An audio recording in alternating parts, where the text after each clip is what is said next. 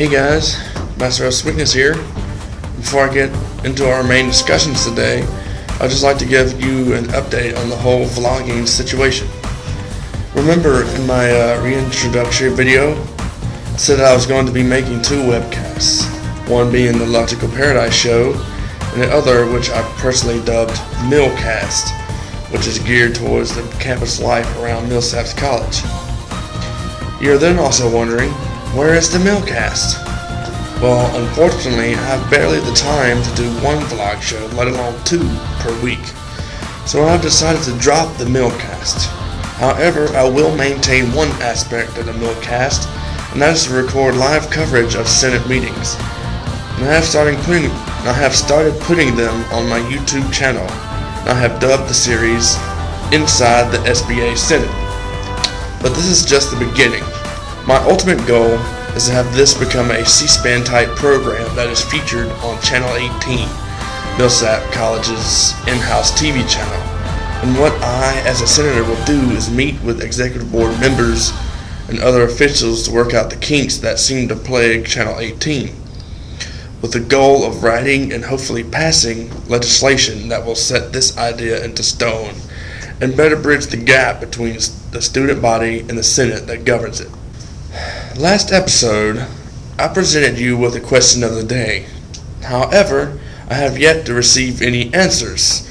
I will give everyone another week to answer it before I reveal mine.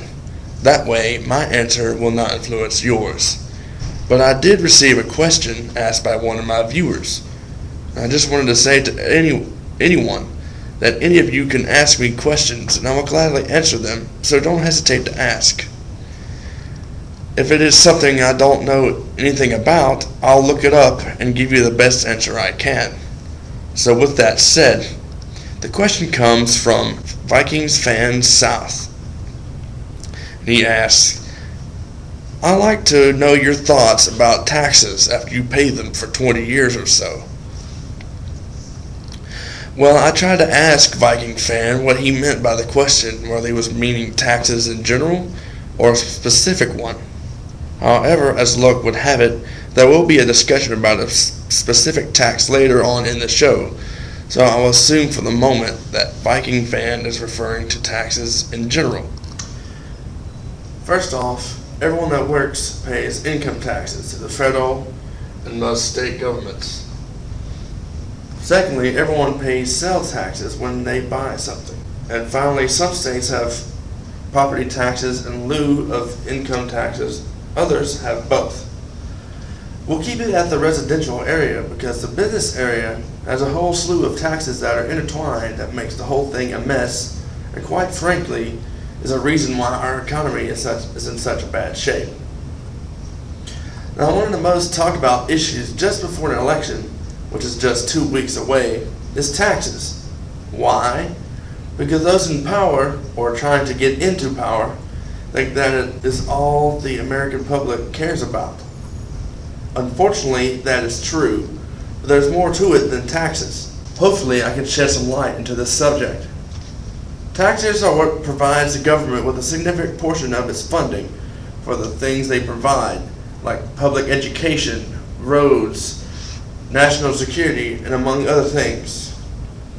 Now, this is where a paradox appears. You hear in town hall meetings and elsewhere that people want the government to fix things, whether it be immigration, healthcare, energy, or what have you.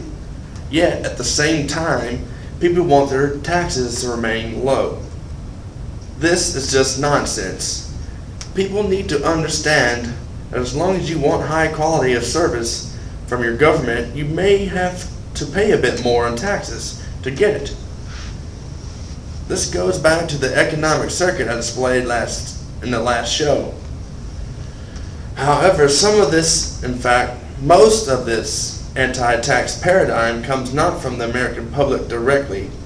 It comes from the lobbyists and politicians that when their special interest is threatened with a tax, they go running and yelling about how this such and such tax will only hurt business and the economy over the whole. The truth of the matter is, the corporations that these lobbyists and politicians work for do not want to pay taxes. because they are afraid of letting go of even a penny of their profits, despite the fact that they make into the millions and billions of dollars. However, this is not entirely their fault. Most of it is because of their greed. However, one crucial fact is that the federal income tax is a progressive rate, meaning that depending on what you make, you have to pay a certain percentage of that in taxes.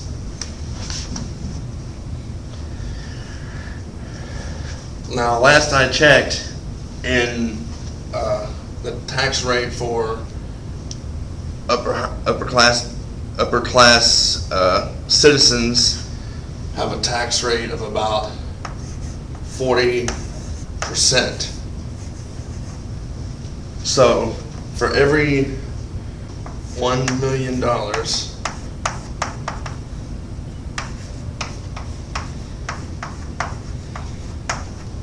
that they make, they will have to pay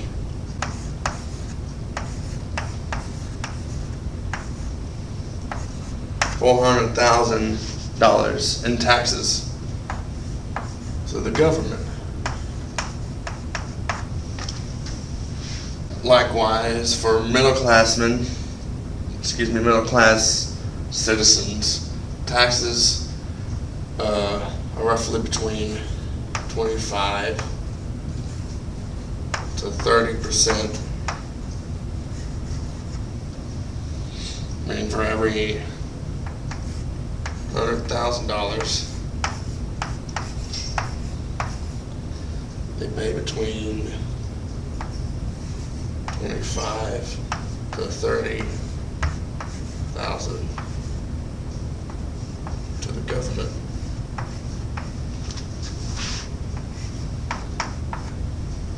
So, corporations in their greed try to find loopholes and scapegoats to try to keep paying these taxes.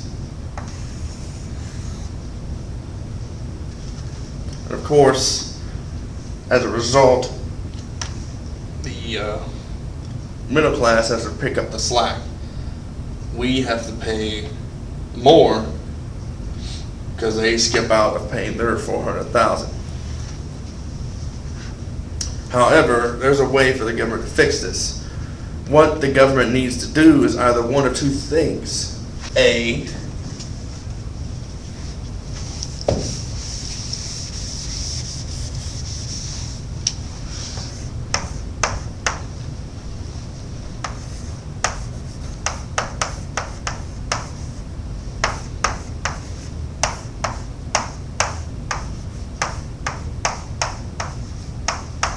switch to a flat income tax, or B, remove income tax and replace with a federal sales tax.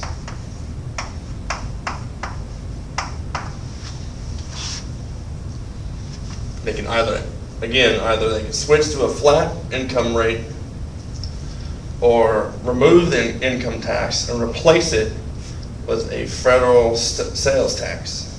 So let's take a look at the pros and cons of each and compare them to the pros and cons of the current progressive tax system. In the first column, we'll put the flat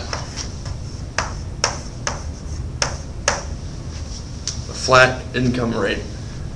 In the second, we'll put the federal sales.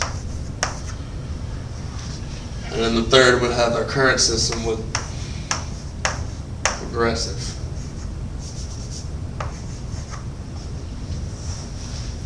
And then the two rows, obviously, we'll have first one be pros, second one be cons. Okay, we'll go through the pros first, then the cons second. Okay, so a pro for flat tax rate is that everyone pays the same percentage regardless of income.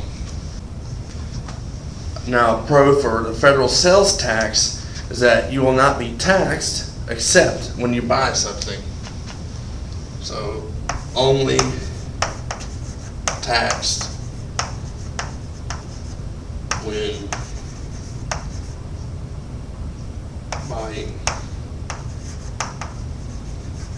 something.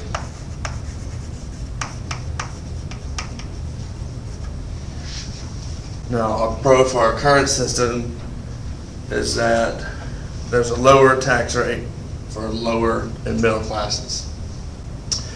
Now, a con for each. For flat taxes, the lower classes end up paying more. Now, a con for the sales tax is that because there's more money in circulation, inflation will go up.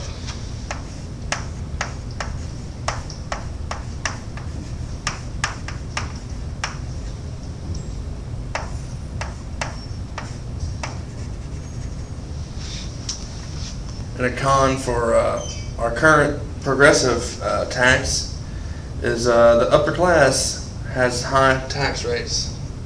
I could fill this thing out all day, but for the sake of time, I will limit it to these, and you can add in your own in your spare time.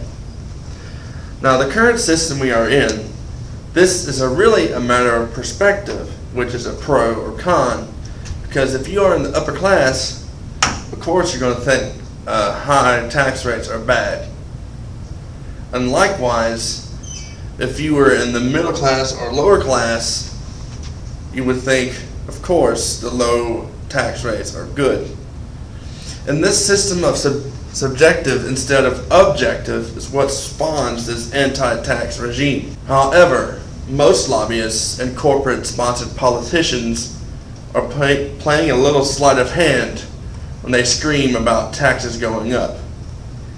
It is that in most cases, the only taxes that go up are those of the upper class, the wealthiest 2% of America. Look no further than the shouting match about ending the Bush-era tax cuts. Look at who's screaming the loudest, and it is not because they care about the economy of the country, only their own coffers. Now, in the other two columns, we have some opportunities. Now, over here in the flat tax, I listed higher tax for the lower classes as a con. However, this is not subjective, or at least not as subjective as it was over here, because they pay the same percentage as the upper class, just that it affects them more than it does the upper class. However, personally, I think the best idea is the middle column, which is for a federal sales tax, with the caveat that there is no loopholes that allow people to weasel their way out of paying them, which is pretty hard to find loopholes in that system anyway, since the tax is automatically added to your purchase. This includes a fleet of limos, yachts, and sports cars, as well as 12 houses that no one lives in. But like I said, go look at each of these and fill in the pros and cons based on your perspective. Make up your own mind which is better. And if you like, feel free to tell me which you think is better.